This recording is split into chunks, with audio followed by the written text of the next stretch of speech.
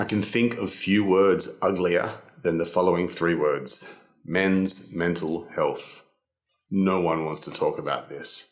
I've got a plan to make a longer form video on this, but really, every time I put pen to paper and try and discuss it, the things that I write down, the idea of the video that I'm going to make, that's a tough video. No one wants to hear about this shit. It's really difficult. I believe an event happened recently in the world that shows exactly how averse we are to talking about this and how quickly we flock to things that are just simply more attractive.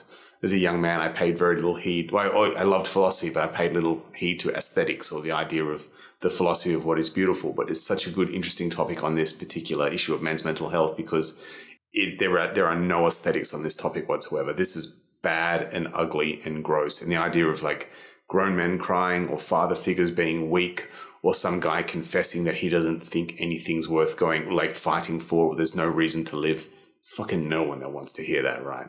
And so we flock to things that we want to see, like someone going to an Avengers movie or something like that. One of my favorite comedians, Jeff Norcott, who I think is a wonderful future leader for men's issues because he's conservative, he's working class, he's so moderate, he's very affable and friendly and likable. I think Jeff Norcott is a good spokesperson for whatever comes next, and he's just written a book, something about the British bloke, I think the name of it is.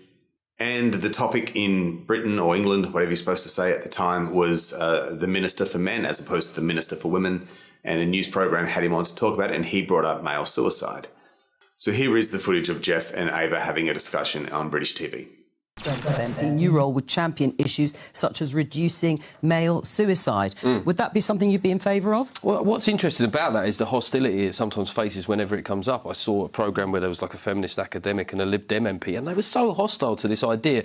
And I thought, if you flipped those things, i.e. that it's the biggest cause of death for men under 50 is suicide, men are less likely to go to the doctors, men are less likely to maintain friendships. If that was for women, we'd have to look at, why is society making that happen? Whereas with men, the argument is often, why are they doing that to themselves? So I'm not totally wedded to the idea, but the hostility towards the idea, I find it instructive. Ava? I think that it feeds into the culture a little bit, this Minister for Men argument. In my mind, I think there should be a Minister for Mental Health, which would be all-encompassing. I mean, you've got something like 7 million children waiting for prescriptions for mental health at the moment. It's a crisis that's endemic throughout the country, not specific to men.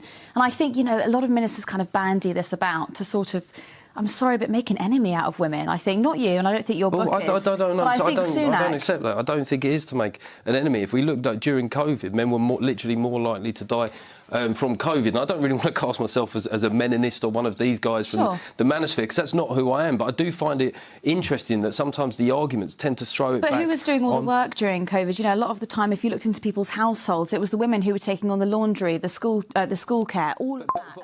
I'm not disputing any of that. What I'm saying that there are specific issues that men face that might warrant specific attention. I mean, literally, the biggest killer of men under 50 is suicide. That is an arresting statistic. And if that doesn't warrant specific attention, mental health is an umbrella issue. I have to say that is also because women are unsuccessful. That is a lot of feeds into that statistic. But it feels like, it just doesn't feel like you've got any space for this idea that men might have unique challenges that face them.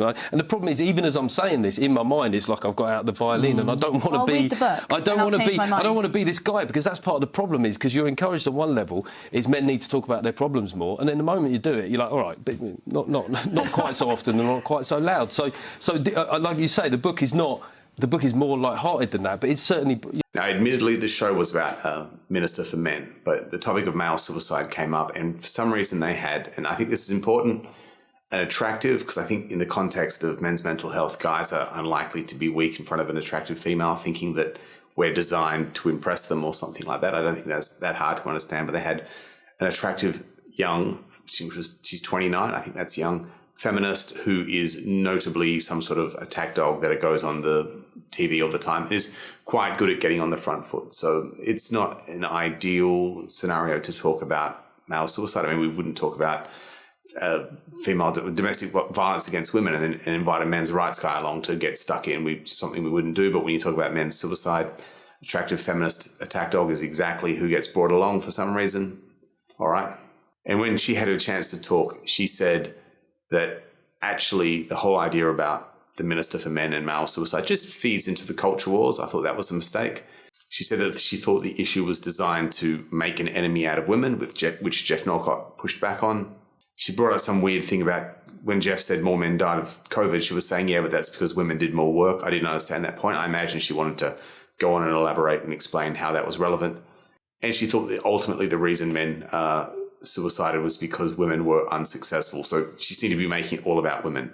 Now, in the context of talking about someone getting a gun, putting it in their mouth, pulling the trigger, and their brains go saying, yeah, but it's not really about men. It's about women. We're repressed, and really if you empowered women, men would stop suiciding. I mean, I can tell you right now, that's a foot and mouth thing to say right there. If we'd said, the reason women get RAP'd or domestic violence or something was really because men needed more money, like the world would go crazy over that, right? No one would say that. I can't imagine a context and someone would say that. But nevertheless, this chick jumps in, boots and all, and says, I think, 4 silly things, which admittedly she later said that she regretted, which was big of her and I think right of her. Now, if this was real, there would be 2 weeks, hopefully, of respectful but discussion about what Ava did wrong and how, when the topic of male suicide or men's mental health comes up, that perhaps we could stop trying to make it all around women, stop blaming men for dying of COVID because women did more work, and not saying that the only reason we talk about male suicide is to make an enemy out of women or wherever she was going with that.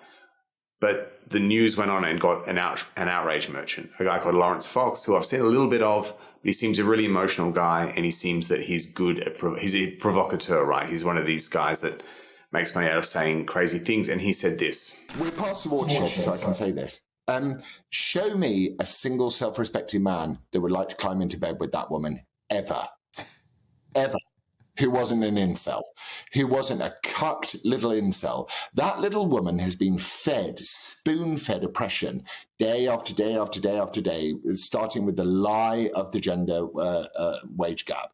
And she sat there and I'm going like, if I met you in a bar and that was like sentence 3, chances of me just walking away are just huge. We need powerful, strong, amazing women who make great points for themselves. We don't need these sort of feminist 4.0. They're pathetic and embarrassing. Who'd want to shout? Now that's stupid. Like, I think what he means, and this is giving him the most credit that I can, is that if some guy wants to discuss his mental health or something like that, if he wants to, he needs to trust the person and even be intimate with the person, as in to say, take off all his armor and let himself be seen, warts and scars and all.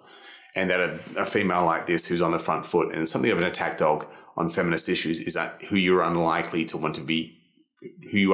trust or to be intimate with. And I think that maybe he's drawing a parallel between you wouldn't want to have sex with her, therefore you wouldn't want to trust her, therefore you want to be intimate with her, therefore you wouldn't talk to her about mental health issues. That's the most credit I can do for him on this particular issue, but certainly he shouldn't have said it, and he definitely apologised. It looked terrible, and the presenter needed to push back a lot harder. The presenter's been suspended, and Lawrence Fox has been fired. Apparently he works for that organiser. But there has been 2 weeks now of just boots and all jumping into Lawrence Fox for what he said. It's so easy to hate Lawrence Fox for what he said, and what he said was stupid. The aesthetics on beating up on that guy are wonderful. And then this happened the next morning. Sorry, I'm a bit speechless. I just don't really know what to say to Well, I him. think we're probably speechless as well. You're incredibly hurt by this, and I can understand why. And I don't quite know why that was allowed to go on. I mean, you're hurt by it? Yeah. Yeah? Yeah, I'm really hurt by it. I am. I'm shocked by it, actually. I'm shocked that it went out, and I'm shocked that... Actually, do you know, this is the sort of talk that you worry that men have about you when you're not in the room. There's always sort of a worry in the back of your mind, which is, are people actually interested in what I'm saying or what I'm doing, or are they just looking at me for physically? And I think that clip proves that there are some men who are. Followed by this little headline in the paper.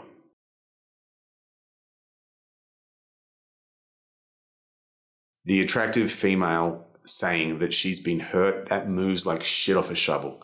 That is a producer's dream. That always gets ratings. Large male talking about how he doesn't think life's worth living, or the things that make him sad or crying. We ain't never going to put that on TV, right? We're never going to discuss it. It's too difficult. It's unattractive. Maybe one day I'll make a video on men's mental health. I have planned it. I've got it all written out. It's something I know quite a bit about personally. I just don't think it's going to work. Anyway, bye now. If you want to hit like and subscribe, do it. If you don't. It's fine. I make these videos for me. Bye now.